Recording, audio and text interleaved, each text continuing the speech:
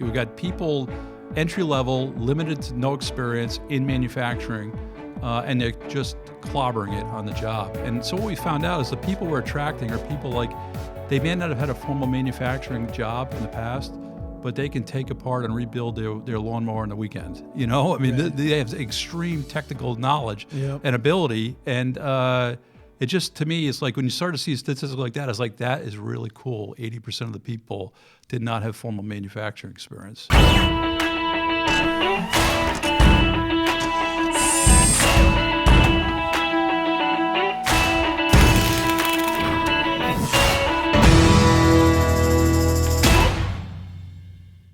A quick interruption to remind you to like, subscribe, and rate this podcast so we can get your feedback and know how to make it better. Hey, welcome to another exciting episode of the Made in America podcast. I am really excited to have my friend Mark Hill, CEO of the Eastern Connecticut Workforce Investment Board, EWIB, on today. Mark, thanks so much for coming on today. Ari, it's a pleasure. Great to be with you. Well, listen, it's the Made in America podcast, so we always start off with the same two questions. What do you make and why do you make it? Well, for us, what we make, it's really what we provide. We provide job training services for people, our workforce.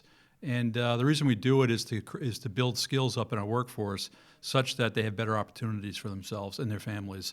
By so doing, we also align those skills with what the employers need, and we create a match between our employers and our job seekers. And in that way, I think these sort of programs that we run have a tremendous, not just workforce push to them, they also have an economic push to them too. So getting all boards do this, and we're really proud of trying to help people in getting the job skills they need to compete in the marketplace. Why do you do it? Oh, it's like I said, it's like we have a passion about helping people. There's a lot of situations in life where businesses leave, businesses close, all sorts of things can happen. And to be able to provide access to job training for people who find themselves in this sort of predicaments, I think it's a big deal. And I think it's really helpful society that we have these sorts of programs so that people can get upskilled, reskilled, and whatever they need to be so that they and their families can benefit and get a good job for themselves. Why do you do it? To help people. Yeah, you got a passion for helping people? Help people. Because I think, like I said, some people find themselves often through no fault of their own in these sort of predicaments. And if we can help people by getting those job skills, we can really make a difference in their lives for the long term, not just the short term, but the long term. Give them hope about, building a future for themselves and their family. So it's really important to us. It's really an important mission for everybody here at EWIB that we feel that we want to make sure that we're doing it for the right reason. The right reason is to help people as best we can. You know, one of the things that's kind of interesting me about your background, I want to sort of start here, and then we can certainly get into, the EWIB and the manufacturing pipeline. And I definitely want to get into the upskill, reskill conversation and sort of talk about the workforce board and workforce development's role in economic development and some of the successes you've had and maybe some of the challenges and what the private sector should be doing to kind of leverage what the workforce boards do. So that'll be a preview for later in the show. But, Okay. It's interesting to me that you come out of the private sector. I mean, you've worked for some of the big name corporations in Connecticut. So could you just maybe start off by kind of walking us through your career path, kind of where you started, what you learned along the way, and how that ended you up at EWIB? Sure. So Ari is born and raised in Connecticut, went to Montville High School, proud grad of Montville High, and made a decision as I was leaving college, to stay in the area. And so I was fortunate. So my whole mindset was stay in Connecticut and do the best I could for myself and my family. And so I was fortunate to work for some really blue chip companies. And I came out of college, I worked for General Dynamics at Electric Boat Division. And as luck would have it, I guess it's a good thing, the Cold War had just ended. And so at the time they were talking about closing the facility, and a lot of people don't remember this, and moving the work down different parts of the country. So just getting married at that point, it was time to do something else, but in Connecticut. And Pfizer was hiring at the time. So I literally went down a mile down the road and started working at Pfizer. And I worked there for 10, 11 years. And another great company, just met some fantastic people there. And then Pfizer went through some corporate shuffling and reshuffling. And there was rumors that I was in finance at the time that they were going to move the operation somewhere else out of Connecticut. And so at that point, I said, now I have a young family, and they're in school, my kids, and so I made a decision, tough decision, because Pfizer's a great company, and I worked for Aetna in Hartford. I was just telling your colleagues, I did a commute every day from East Lyme up to Hartford, and did that for 12 years, and enjoyed that. Tremendous company, and then 6 years ago, I said, you know what? I'd like to get back into kind of a community-based organization. I'd like to take the skills that I've learned in these various private sector companies, these really tremendous companies, and I'd like to take that skill set into the community to help people as best I can. And so that's what led me to EWIB 6 years ago. It started as the chief operating officer, and a couple of years ago, I was named the CEO. So, but it's really been rooted in a background of Connecticut and trying to do the best I can for my family in some situations. And I think a lot of people in that, and I think what it did is I became sensitized to people that through, like I said earlier, through no fault of their own, they run into business issues or some sort of things happen beyond their control, and to always create opportunity for people here in Connecticut. So that's kind of been my background, what led me to EWIB.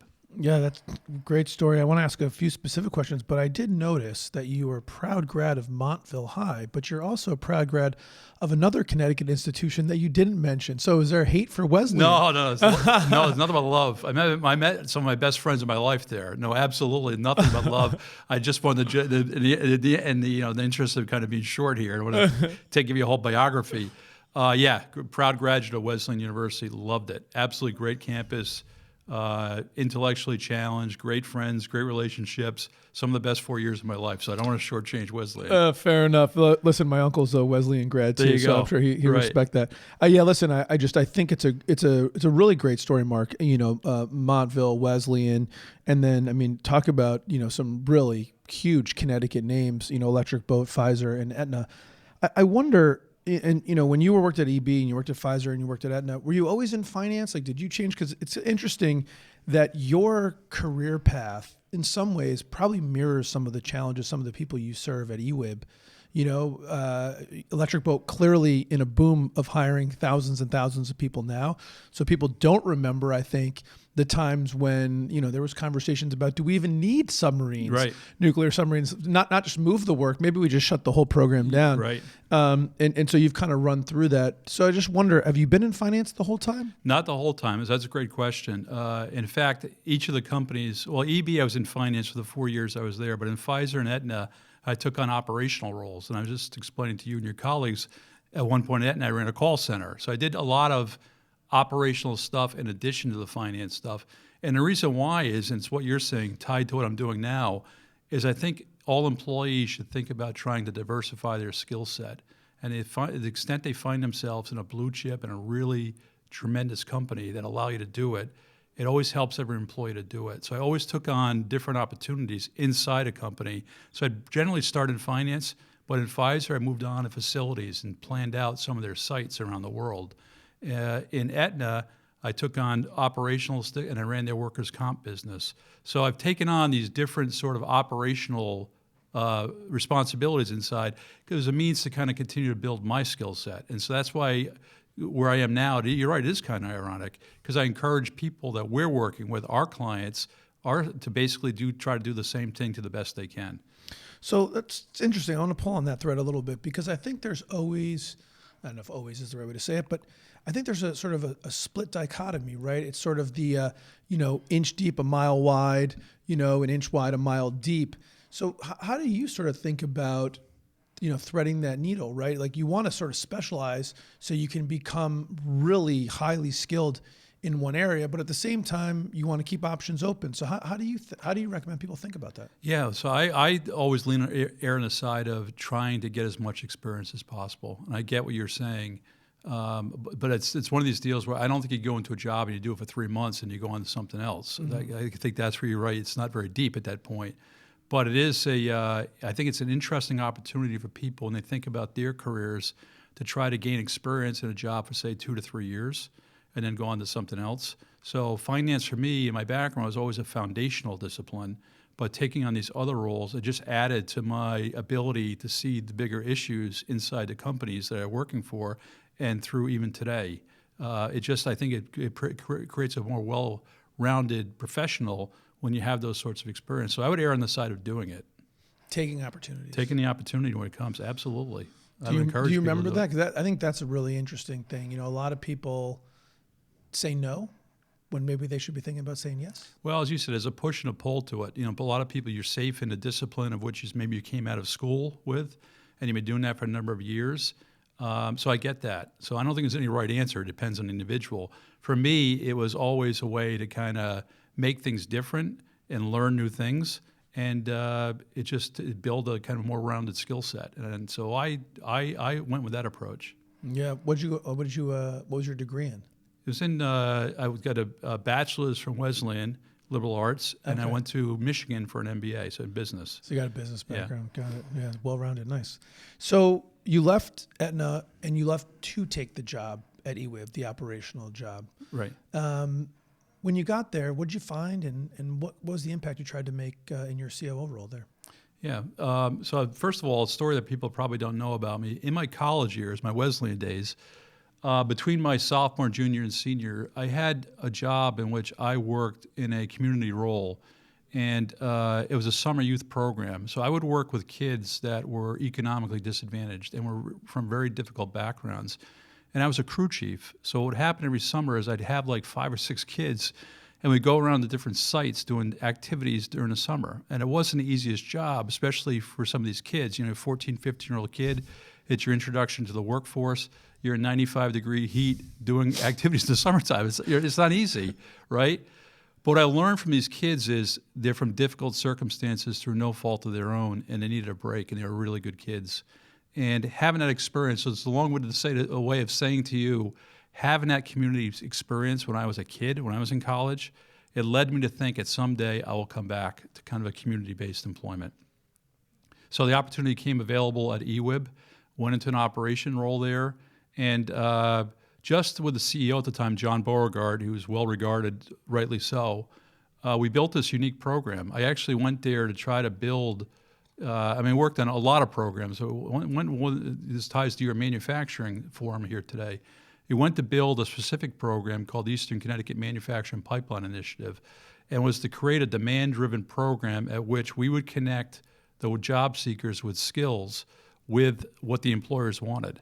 I mean, honestly, it doesn't sound like rocket science, but historically the industry not always operated that way. It operated where you would train people and you'd try to hope that they get a job, as opposed to what we wanted to unleash was the employers tell us the skills they want, we train people in those skills, and therefore it's a far better chance they're going to get a job. So I went there to answer your question. I went there to principally develop this program with the team, and I'm sure we'll talk about it. We're 5.5 years later after the program was launched, but it's been a tremendous success, and it's really the byproduct of a lot of people, a lot of partners who've worked hard on it.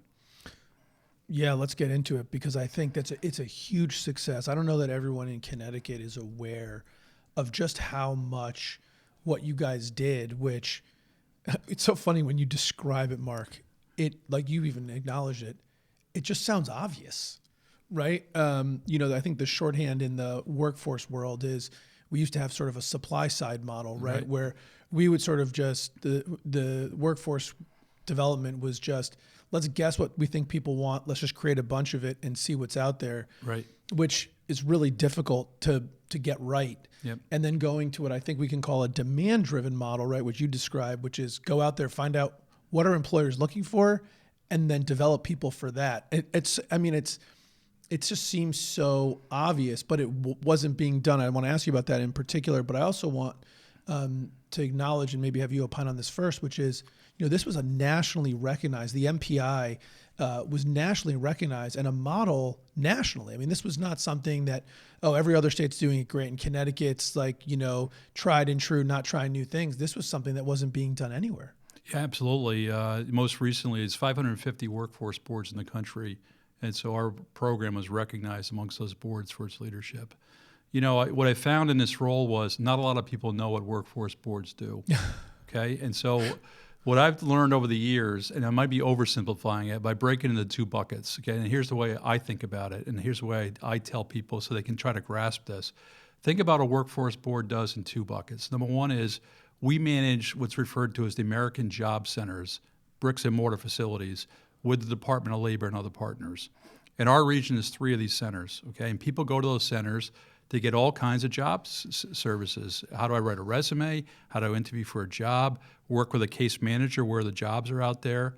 Just a whole series of job services. Anybody can walk into the center and get those, okay? And so we manage those centers. So in our region, 3 centers pre-pandemic, 12,000 people a year come through those centers, okay? It's a pretty good. Just in EWIB. Just in the EWIB region, okay? EWIB is roughly 1/3 of the state of Connecticut, the easternmost, okay? So 12,000 people a year is a good quantity of labor that comes through those centers. The second thing we do, to what you were referencing, we go out and work with employers and we say to them, hey, what are your needs are? What numbers, what skills, when you need these people? And most employers, I think, find in their interest to work with us and document what that might be. So we have that knowledge of what they want, and we have the supply of people. On the other hand, we work with a bunch of partners to colleges, high schools, the employers themselves, organized labor. It's like 25 partners in our MPI program. But we design programs that the employers want, and then we make them available to these 12,000 people.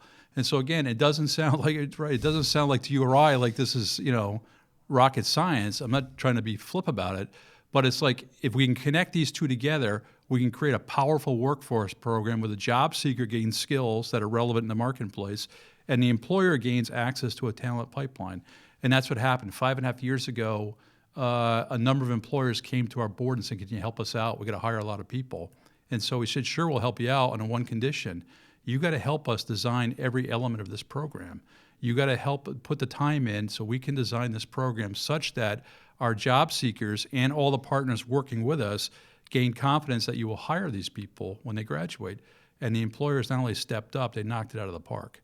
And so that's the core of any workforce program, but it's the core of the MPI. You have partners around the table that are dedicated selflessly to working together to create a program like this, and everybody benefits from it. And so that's what happened 5.5 years ago, and we've watched this thing grow, and it's been a tremendous professional experience to watch this happen on behalf of all our partners that have done it. Can you maybe talk in some details, Mark, about the success? Like maybe start at the very beginning. I just have so many questions. Like, how did you even start? So you talked to the employers. You said, "Hey, we want you to work with us to develop the program." What does that look like? Like, what do they actually do?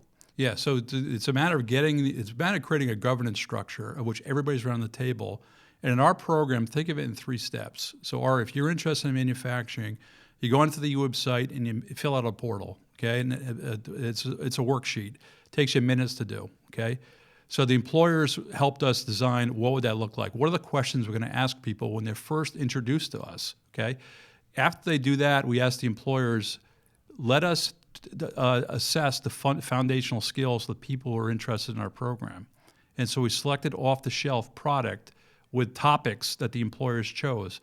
They wanted people to show they had foundational skills in basic math, reading a ruler, spatial reasoning. It's like 4 or 5 topics. But that can be particular to a particular industry, specific to a particular industry.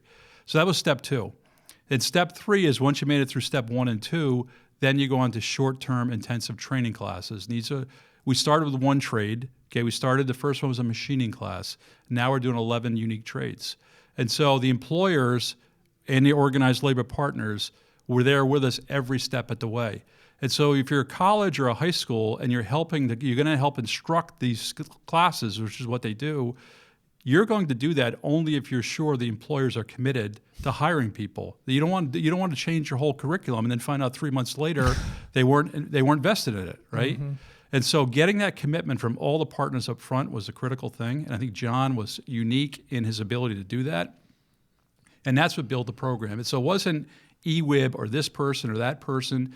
It was this group of stakeholders who realized the potential if they worked together, but it also helped that our region manufacturing was starting to soar, And so, but by the way, so I think you're aware, the next decade, we're just scratching the surface in eastern Connecticut. The next decade, Electric Boat and their supply chain, talking about historic growth, we're going to really be busy.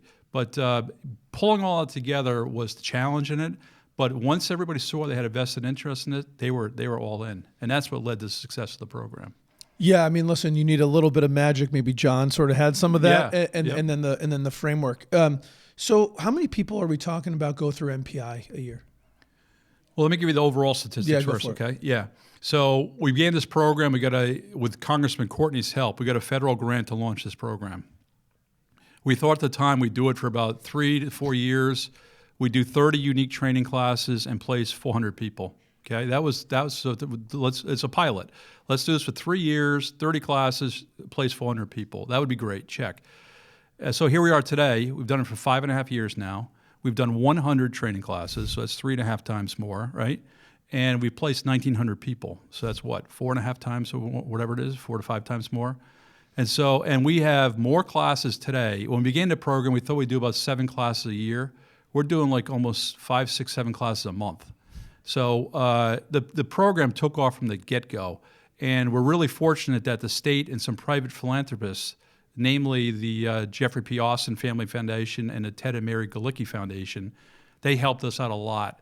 They heard about this program, they jumped in from the get-go. So we're able to leverage other funding to keep this program go well past where the original federal grant was. And so, like I said, the program today, it's stronger right now where we sit, Ari, than it was when we began it, just in terms of number of classes, number of people interested, and it's exciting to see it keep going. You know, when you're in the workforce world, you're never totally sure when you unleash a program. The key word is sustainability. Is this program sustainable? Is it sustainable past the first pot of money you get, wherever you get it, whether it's a federal, state, or private money? Is it sustainable? If it's sustainable, then that helps your credibility in all workforce programs you do. This program is extremely sustainable. Yeah, listen, I mean, one word that I keep coming to mind over and over and over again is collaboration. Right. I mean, I heard about public sector, private sector, nonprofit, education. I mean, this to me is just everybody coming together. Yeah, absolutely. I mean, it's the key ingredient to the whole thing. It's the key ingredient to workforce programming in general.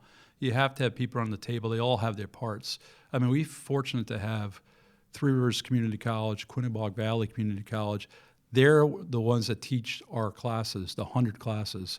We've also had a few in the Wesley Education Center in Rhode Island. And they do a phenomenal job. You know, think about the challenge they have here. We're taking people off a portal that mainly was sourced from our job centers that are relatively inexperienced, and they're transferring them into valued employees that the employers love. It's all from what they're training in those 7 to 10 weeks that this whole transformation's happening. You know, and so when we first started this program, as I told you, it was from a U.S. Department of Labor grant. There was an auditor assigned to our program because they wanted to see how the program's going, did it meet its commitments, et cetera, et cetera. And one thing they found for us, because we weren't tracking it at the time, but is the coolest stat in the program, I think. 80% of the placements of the people we had no manufacturing experience before joining the program. So then we check with our employers that hire these people, how are these people doing? And the employers said, I think it was Electric Boat, principally said, you know, we've had a 50% improvement in attrition and retention amongst they call them the EWIB people, just for simplicity, amongst the EWIB people than we do for people we historically have hired. And Electric Boat's been hiring people for many decades, right? So you talk about a marketing message. We got people entry level, limited to no experience in manufacturing, and they're just clobbering it on the job. And so what we found out is the people we're attracting are people like, they may not have had a formal manufacturing job in the past, but they can take apart and rebuild their lawnmower on the weekend. You know, I mean, they have extreme technical knowledge and ability. And it just, to me, it's like when you start to see statistics like that, it's like, that is really cool. 80% of the people did not have formal manufacturing experience, you know? Listen, as an employer myself, understanding that 50% improvement in retention, I mean, that's a massive, that's a massive stat. We're really proud of it. And like I said, it was the auditor that found this because they were looking for stuff like that. We have a very robust reporting system. That's why I could tell you how many placements, how many trainings. We could track every person that comes through the program. But when they found that, I was like, wow, that's a marketing message, right? It's just natural that you can use that going forward. It's just a great message you can preach. So I also want to just dispel, I think a myth that I've heard out there. And, in full disclosure to the audience, we know each other a little bit outside of this. We both serve on the EAMA board, Eastern Advanced Manufacturing Alliance. EAMA has been a big partner with EWIB Huge. in the MPI program. And one of the things that I hear a lot that I think people don't understand is that this isn't just like a pipeline that just feeds electric boat. Right. It certainly is helpful to have a big employer in the background who can sort of help fill in gaps and drive some stuff. So certainly I think that's part of the recipe for success. But it isn't just EB. Yeah, listen, I'm glad you mentioned that because I would have been remiss if I didn't say that. You're right. So Eastern Connecticut's fortunate to have the Eastern Advanced Manufacturing Alliance, you and I call it EAMA. Mm-hmm. It's a consortium of 50 employers, and they have been Electric Boat is one, but they're one of 50, extremely active in this program. They have preached to their membership, and their membership has benefited from this. So you're right. So it's a 2/3, 1/3. 2/3 of our placements are going to Electric Boat. 1/3 have gone to EAMA and other companies. But of the 1/3, it's over 200 employers. Mm-hmm. So it's small, medium size, hiring 5 here, 10 here kind of a thing. So it's not just for Electric Boat. It's the manufacturing pipeline initiative. See, what the employers told us through EAMA, and I didn't know this until we began this program, is that it's possible in manufacturing for you to establish a training program where you cover 70% of what the skills a person needs to work in my shop. Whether I make nuclear submarines or ball bearings, it doesn't matter, 70%, if you can cover this in a training program, the employer will handle the additional 30% that needs to be customized to their particular business. So that's what we strove from the beginning.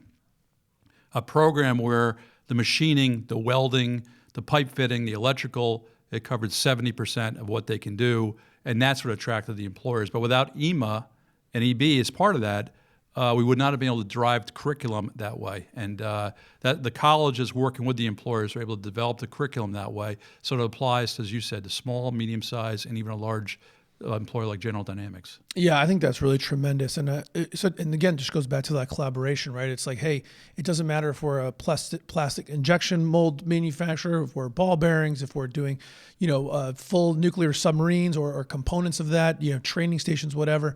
70% of the skill set is going to be roughly the same. And so if we can get together and come up with a pipeline that can get us those employees 70% of the way home, and we do that 30%, it's huge. And I think it's also important to note that, if we're talking about, call it 1,900, that 1/3 of that is 630 people, which already alone exceeded the original pilot target of 400. Exactly. So certainly EB has been extremely helpful and a big part of the Giant success. And, they've been a huge partner, and I don't want to diminish that in any way, but I think it is important to note that the small and mid-sized manufacturers of Eastern Connecticut are doing their part, helping with the training programs, hiring these people, and alone have exceeded what the program's expectations Absolutely. The were. partnership with EB in the small and mid-size has been just another benefit of this program because, we're doing this program.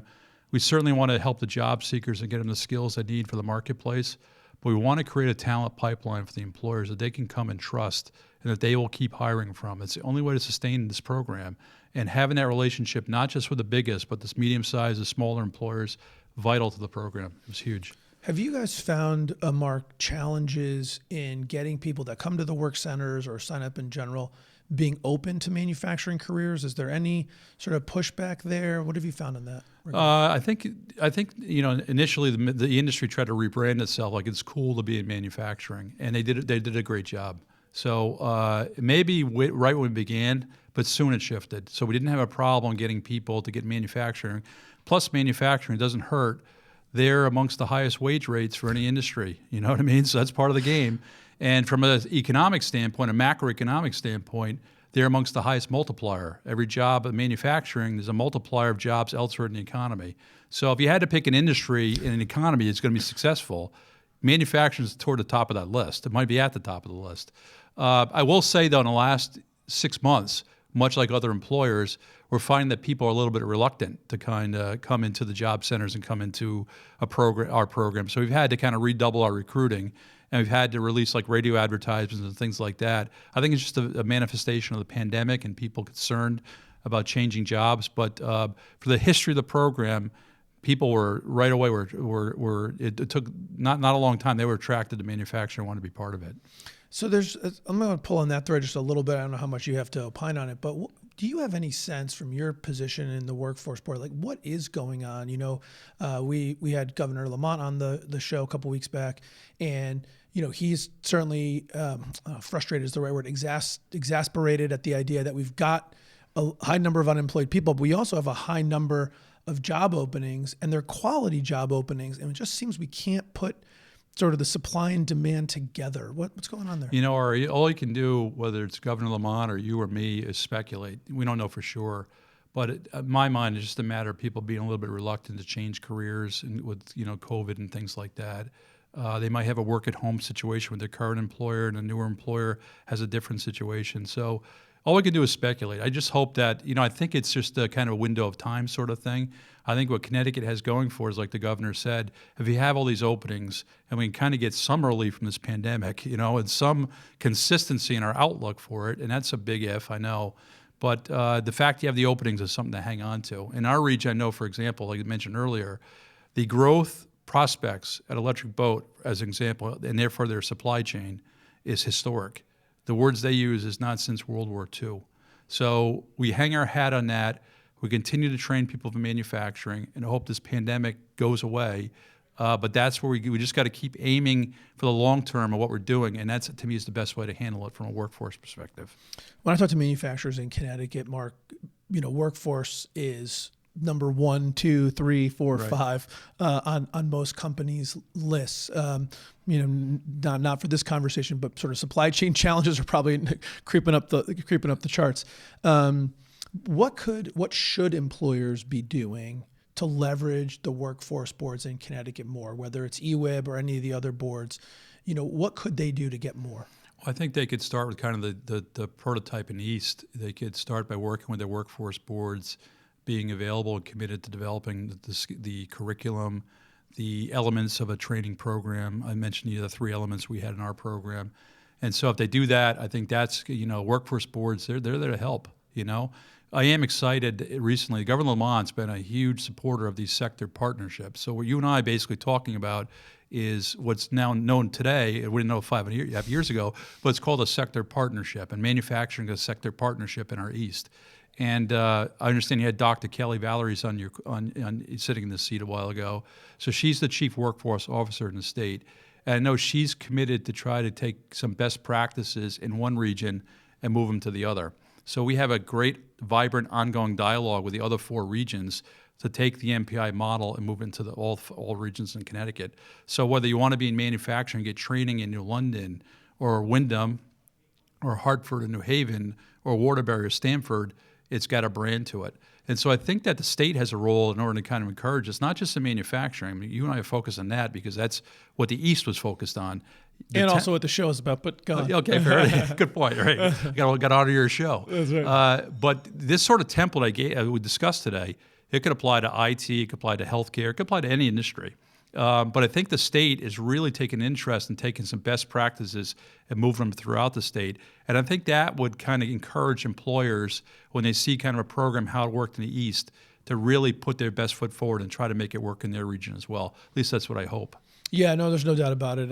I've my time is limited, but I have tried to put some time into the IT sector partnership and, trying to take what I've learned from seeing how the MPI works, and they're already headed that direction, but trying to do the same thing, right? Saying, hey, we've got all these different IT needs, but, is there a large percentage, 70, 60, 80, that are roughly the same no matter whether you're going to go into, software development or database management at Aetna or, work on infrastructure and cybersecurity here with Compass, whatever. There's probably a lot of that's the same. And then can we train that up and move the rest of the way? It's a way to go. In fact, we just started early this year a healthcare pipeline. So we've done a class in sterile processing technicians.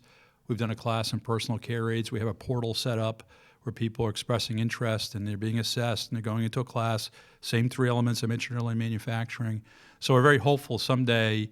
We were very hopeful the demand for healthcare due to aging demographics, not just in our region, but the state and the country, is going to be so much so that a healthcare pipeline will be very sustainable and can someday maybe be built to the same level in our region to where the manufacturing was. So it's a possibility in other regions. But I think that it would be wise the state to get after it. I love that. Mark, before I turn to kind of rapid fire round of questions and we wrap this thing up, I just wanted to ask you, What do you see sort of coming? I guess you literally previewed a little bit on the healthcare, but what do you see coming? You've gone from COO at EWIB to CEO, doing a great job. Hopefully, we'll keep you in that spot for a while to see this thing through. Fast forward the clock, couple of years, 2-3 years. What do you think EWIB's doing? What do you think successes you've had? I like to think that not just EWIB, but the state is really aggressively moving on these sector partnerships. We are embracing getting people the skills they need, not leaving them on an island, but building programs in demand-driven industries and sectors. So like I said, I mentioned our manufacturing now go to healthcare, maybe like transportation. Cannabis is a big thing. Wind energy is a big thing in our region. So I'd like to see programs develop like this in the same kind of template of which we developed in the East. I think that would be exciting for the state, certainly exciting for the region. And the other thing I haven't mentioned, Ari, is that we found that 80% of these people didn't have the formal manufacturing experience, but they were doing great on the job. Because the East, our region, and manufacturing is going to soar so much over the next 10 years, we started to think to ourselves, well, who else would benefit from this? Is high school kids. Mm-hmm. High school kids that aren't going to college and aren't going to the military. These are kids that have traditionally been underserved population. They bounce around from part-time job to part-time job. And we put the program into high schools. We have 13 high schools in our region that have taken the employer curriculum, and now it's called like Manufacturing 101 inside the school. You know what I mean? And so I'd like to see the state and our region continue to move on that to help this particular population of kids throughout the state because they have not been served. And it's funny, when we built this program, I built it with some colleagues from Three Rivers when we first started. I could tell you to a school, went to every school, principal, superintendent, and the feedback was, man, we got programs like crazy for our kids going to college. We don't have much for these kids going into the workforce. And so, again, we're focused on manufacturing in the East. That's where the growth is. You could have these programs in the high schools, in IT, in healthcare, and manufacturing. I'd like to see the state and our region continue to move more on that. That, to me, is like getting kids at that point in life before they drift to a part-time job or even worse, get into some trouble. That's the point to intercede. So I'd love to see us really develop that even further. That's a passion of mine to help those kids. I love that. Don't forget trades and construction because we definitely could use some more people there as well. All right, rapid fire round of questions, Mark. You ready? Yeah. Okay. All right, I'm really excited to ask this question on this day in particular. All right. Red Sox or Yankees? Oh, I'm a Yankee fan. Oh, man. Did you see the game last night? As much as I could bear. Yeah, I watched every single pitch through the post game. You enjoyed it, I take it. Yeah, I enjoyed it. I will say the Red Sox had a better year than the Yankees, so I expected the Yankees to lose. Did you? Yeah, it just wasn't their year this year. It's too much up and down. Yeah, I mean, listen, not that this is a baseball show, but Cole, was really disappointing. I mean, 6 outs. It was, I think if I do the math, it's about $50 million per out. It's tough. That's tough. Very tough. You got another question? Yeah. Starbucks. Go ahead. What are you going to say? No, it's very sensitive to me, that one. Yeah, sorry. Didn't mean to be a sore winner there. Starbucks or Dunkin'? Dunkin'. Staycation or exotic destination? Staycation. iPhone or Android? iPhone. Sports car or SUV? SUV. My stage of life. There you go. Do you have a favorite business bookmark? Good to Great. I don't know if you've read that. Absolutely. It's a great one. Great one. If you could do anything other than be the CEO at EWIB and you had to do something else, and it could be anything in the whole world, Mark, what would you do? I would have started that game last night for the Yankees. That's what I want to be Yankees as a kid. And the dream never quite ends. The reality sets in and you're not going to be doing it at 50-something years old, but no, that's the sort of thing I want to do. I love sports. So it'd be something involved with sports. Oh, that's great. I dreamed to be a starting infielder for the Red Sox. So, did you? Yeah. All right. What's one thing that you learned early in your career or early in your life that you think helped propel you to all the success you've had? I'd say early in my career, well, kind of what I mentioned earlier, some things can happen to you or your business or your company, your industry that are completely out of nowhere. They're uncontrollable. And what I preach to younger people is be your own CEO in your career. Develop the skills that are necessary, round them out, as you and I discussed earlier, such that you have a little bit more control than some the macro events that can hit you out of nowhere. And that's what's happened throughout my career, as I outlined to you. There were certain things that happened that you would never have seen the Cold War come to an end, right? And the defense industry go down, or all sorts of consolidations in the pharmaceutical industry. And Pfizer, the mission changed a little bit. So that's what, to me, is I preach to people is always prepare yourself through learning new skills, upskilling, reskilling, such that you make yourself more attractive in the marketplace. What's one thing you learned later in your career, Mark, or later in your life, that if you could go back and tell young Mark, and if he'd listen to you, you think would make a real positive impact on his life? That's a great question. I would say be more patient. As you're younger in your career, you're trying to get ahead, you're moving from this job to that job. I would say just be more patient, enjoy the ride a little bit more, so. Enjoy the ride a little bit more. That is absolutely great advice. Mark, it has been so awesome having you on. It's really inspiring what you guys are doing at EWIB with the MPI and beyond. I really hope you not only keep doing that, but kind of evangelize the values of that to get it to the rest of the workforce boards, really engage the different sectors of our economy, private, public, nonprofit education, bring it together. That collaboration has been such a success in Eastern Connecticut, and we could use it everywhere. I thank you. And that is our mission. It has been and will continue to be, to help out wherever we can. At the end of the day, like I said, we're helping clients and job seekers, and we're helping employers. And so that's a good feeling, and we're going to keep trying to do that. So thank you for having me, Ari. It's been great today. Enjoyed it. Made in America with Ari Santiago is brought to you by IT Direct, a CompassMSP company. As always, thank you so much for tuning in and spending some time with me today. My goal is to help build a community where we can learn and grow together. Your input, feedback, and engagement is critical to making that happen. Please do comment, like, and subscribe so more and more people can hear what we're doing and join our community of growth and success. Thanks so much for tuning in. Talk to you again soon.